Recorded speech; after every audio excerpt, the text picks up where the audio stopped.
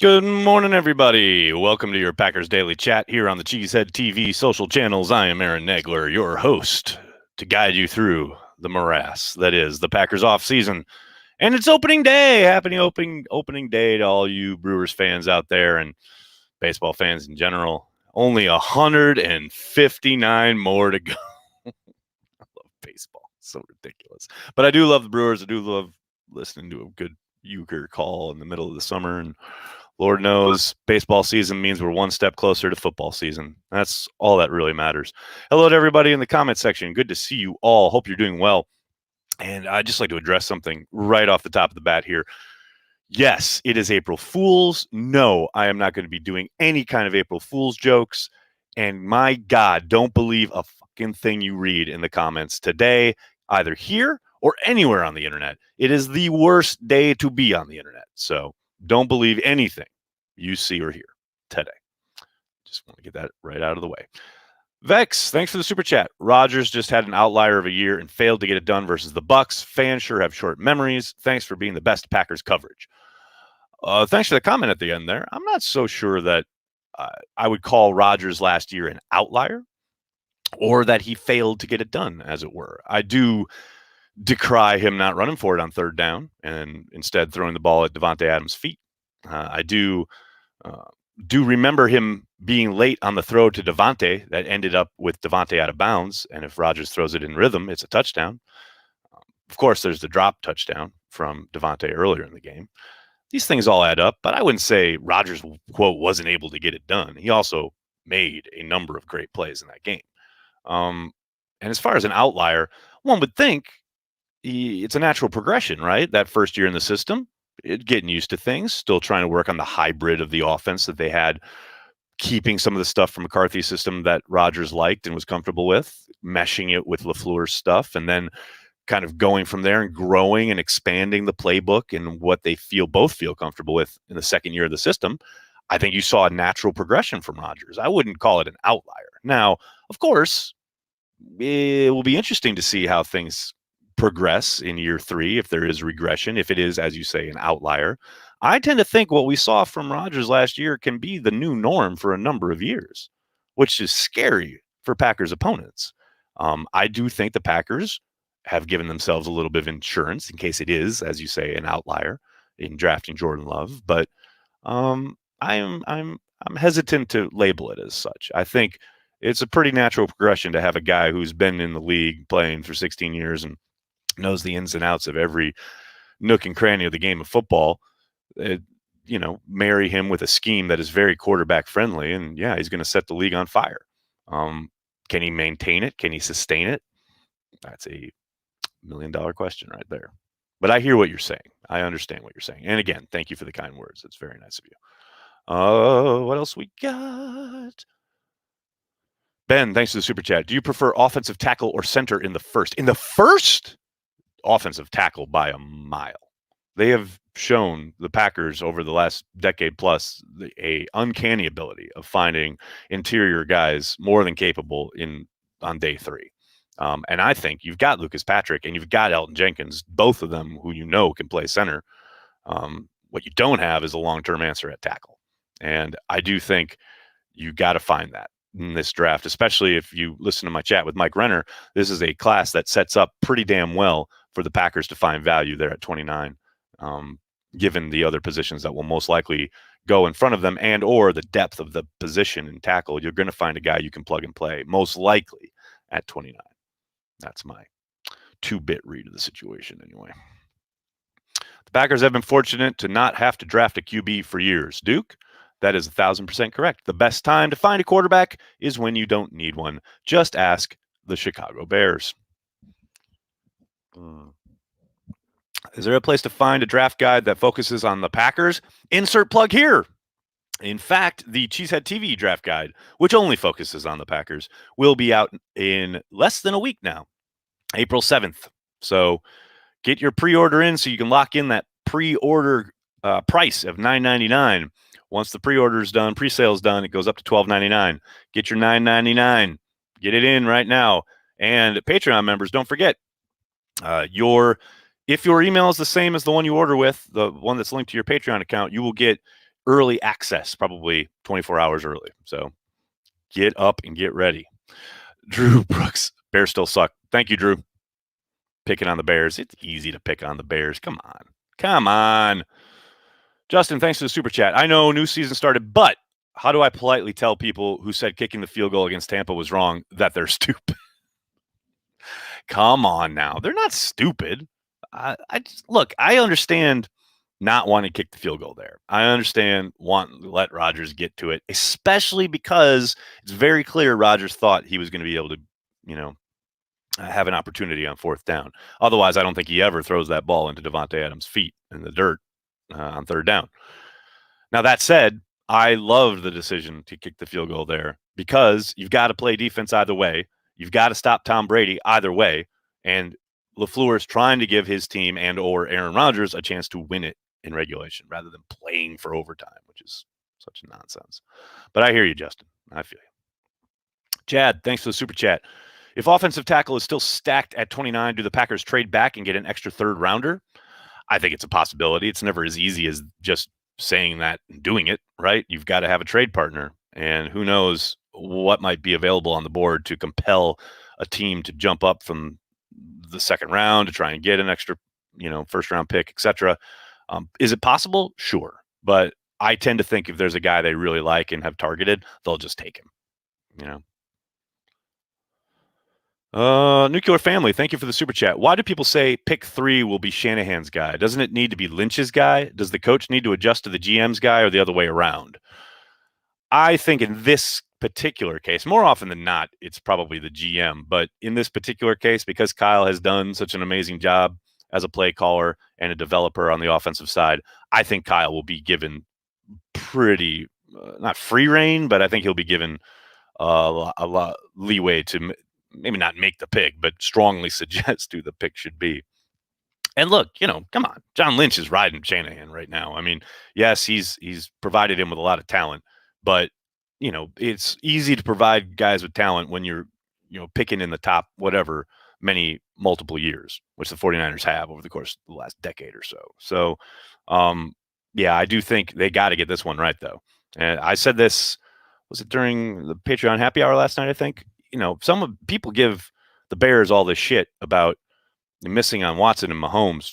The 49ers did too. No one seems to give them crap about it, though. They traded for Garoppolo, paid him all this money for him not to be the answer. And now they've made another monster trade to move up to 3 to supposedly get their quarterback, all because they didn't get Watson or Mahomes when they could have. But somehow John Lynch, that master of personnel, seems to escape all that scrutiny and criticism, which I just find kind of interesting. That's just me, though. With 29th pick on the 29th of April, we have the golden pick. Walter breaking it down like nobody else does. That's why you come to Cheesehead TV, because commenters are that smart. They're thinking on another level, people. Come on now. Mm-hmm. Costanza tells Steinbrenner, I think I found a way to acquire Bonds and Griffey, and it won't cost that much. Does that sound like most Packer fans? Mark, that's pretty spot on, actually. I like it. James, with the BS talk of Rodgers not playing in Green Bay next year, is there any truth to this? No, James. That's why it's called BS talk. There is zero truth to Rodgers possibly not playing in Green Bay next year. Anyone who tells you that Rodgers won't be playing in Green Bay next year, or that there's even a possibility that Rodgers won't be playing in Green Bay next year, can be safely ignored. And you might want to consider breaking off any kind of ties with them in your life. That's all I'm saying. John Butler, greater than John Lynch all day, every day. John only speaking truth here in the comments. What are the chances that KC Green Bay in week 18 is full of backups? Maybe game won't carry that much weight. Basic username. That is not how it's going to work. That game has been added to the mix for scheduling. It's not necessarily in week 18. It is not the 17th game, the last game they play. That could be a week 1 game. We won't know when they're playing Kansas City until the schedule comes out. So the hope that it won't mean anything is dashed in that regard. I would think the NFL is going to want to put that in a prime spot. I don't know about week 1, but I think it's definitely going to be at some point major primetime event, probably middle of the season. I don't think we'll be so lucky to have it at the end of the year. Will Packers social media try to troll us on April Fool's Day? Duke, I would doubt it. Ride Rodgers till the wheels fall off, man. First time seeing you live in weeks. Enjoy what you do. How you think regarding the Packers. Andrew, that's very nice of you to say. Thank you so much. No problem, Basic. I hear you, man. It's a common thing. A lot of people have had that kind of misconception about the additional game, and it is confusing because they keep referencing it as the 17th game. But yeah, it could be anywhere. We don't know yet. Surprised an extra bye week wasn't added too. No, not at all. A, just for the headache of the scheduling of it, but B, they don't want to give these guys more time off. They want to keep them playing. And look, the league's answer to that is, they've taken away the preseason game and they've added a bye where that 4th preseason game was. Funnily enough, though, the guys don't get away. They have to keep practicing and stay in the facility every day. So it's not really a bye, but they're not playing. And, that's the off week, the extra off week that they get, according to the league. Amar, what's up, buddy? Thanks for the super chat. From the HH last night, I've noticed that Ted Thompson would focus more on players who can just play, i.e. Hyde, Gunter, with limited athletic traits. Goody is all athletic traits, need a balance. I don't know if I agree with your police work there, Amar. Don't forget, Ted Thompson's the guy who took Demarius Randall and Quentin Rollins, all about athletic upside with those guys that never came to fruition as far as being players. I hear what you're saying. I do think Ted Thompson loved him a good football player. I don't think there's any doubt about that. But I think Goody and Ted Thompson are pretty lockstep when it comes to looking at athletic traits and eschewing limited athleticism for guys who can just play football and hit the ground running in that regard. There may be a bit more of that with Brian comparatively, but I don't think it's as cut and dry as you're making it out to be there. Did I read Treader's statement on player safety? Thoughts? I did. I have limited thoughts, as you guys know. I think it's really smart of him to position the players the way he's attempting to there. I think, to me, last year, a lot of the protocols that were put in place because of the pandemic obviously were collectively bargained. I would think they would have to go. I think this is his attempt to get the league talking again and making some of those things permanent. I was just on the radio actually talking about this, and I think I'd love the IR rule to stick, where you can bring a guy back after 3 weeks.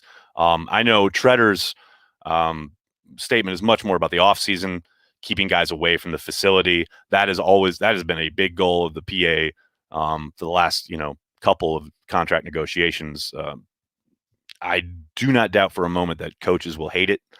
I think it's an easy give for the league, though, and no one really gives a shit what coaches think. So, yeah, I think there's a good chance that you'll see some of that continued and extended after the pandemic. Lefty, thanks for the super chat. I'm just here to point out that while some fans are losing it, players are having the time of their lives in Brandon Dunes, RELAX. I had that exact thought yesterday. That exact thought. Like, there are people, both in the media and in the fandom, all up in arms on March 31st, now I recognize it is April 1st today, all upset and concerned and twisting themselves in knots about Rodgers' contract while he's down in Mexico with his new woman, or in Arkansas doing whatever he's doing, tweeting out barstool bars stuff, and he's totally fine. He's having the time of his life while the machine just grinds on without him. All that shit will still be there later in this offseason when the season starts. Can we just enjoy the offseason a little bit? Just a little bit? Especially in light of the fact that there's been absolutely no new news. Every time we talk about Rodgers, it's like, the Packers have done nothing with Rodgers' contract. So why the fuck are we talking about it? Why the hell are we still bringing it up? There's literally no new news.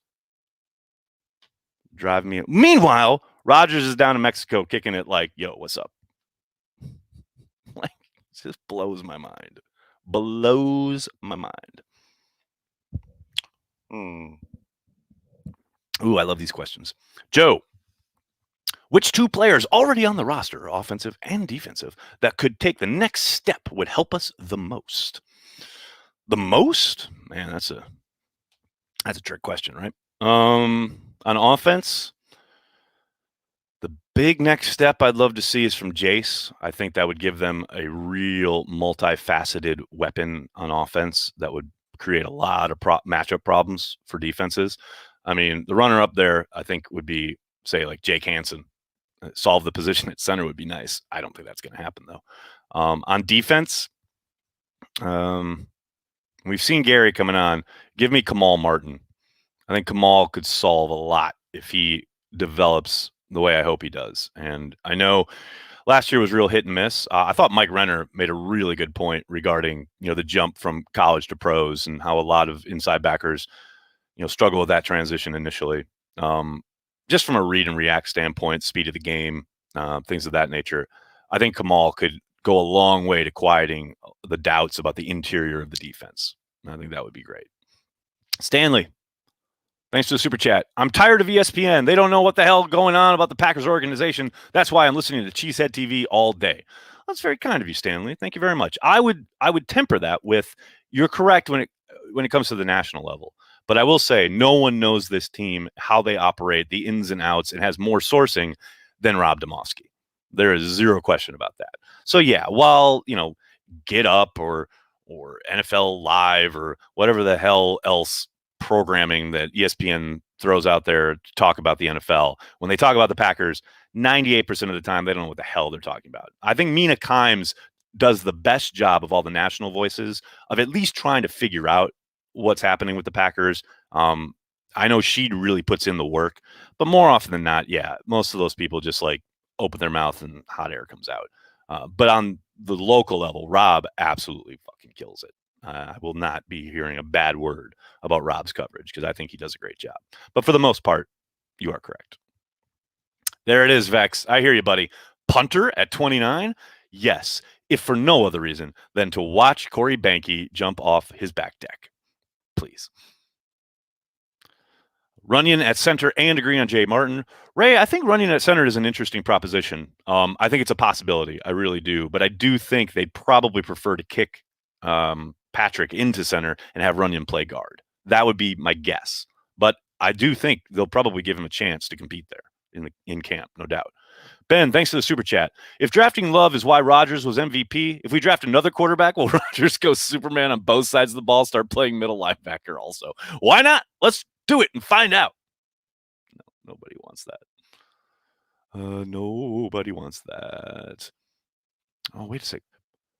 Brandy, it is not a Cheesehead TV event where comments are enabled if Brandy Lewis is not ripping on Ty Summers. It just isn't. It doesn't officially become a Cheesehead TV moment. Like, we're not even existing here until Brandy Lewis rips on Ty Summers. Ty Summers, I know he is a depth piece, needs to make a step. He finds himself on the field due to injuries more and more. That is the only reason he finds himself on the field, and that is the only reason he should be on the field. He is a fine role player / special teams guy. Totally fine. And guess what? He was a 7th rounder. So that's fine. That's exactly what you want from that. That is precisely what 7th rounders should be. No question about it. He shouldn't be on the field. You don't want him on the field. He is, in case of emergency, break glass at middle linebacker. That's what Ty Summers is, and that's fine. The world needs ditch diggers too. 100%. Do I think Love can be the guy? Yes, I do. I think all of the upside is there. I think all the athleticism you ever need, can make every throw, can absolutely be a playmaker in the NFL. He's just got to be consistent. He's got to develop. And the only thing that's going to answer that question is time, which is something I know the internet struggles with. But can he do it? Absolutely. Will he? I have no idea. I look very, very, very, very, very much forward to finding out. All right, everybody. I'm going to have to get going. Can't thank you guys enough for hanging out, talking Packers each and every day here on Cheesehead TV, on Packers Daily, Monday through Friday at 10 a.m. Eastern. It's what I do. I really, really appreciate all of you every day coming in, mixing it up, talking Packers. I know there are lots of places on the internet you can go to get your Packers fix. And the fact that you utilize Cheesehead TV in any way, shape, or form in that regard really means a lot to myself, to Corey, everyone involved with the brand. Please do me a monster favor. Hit like on this video, subscribe to the channel, tell your friends, tell your family. Cheesehead TV, we are devoted to Green Bay Packers fans worldwide. Thanks a lot, everybody. Have a great day. Go Pack Go.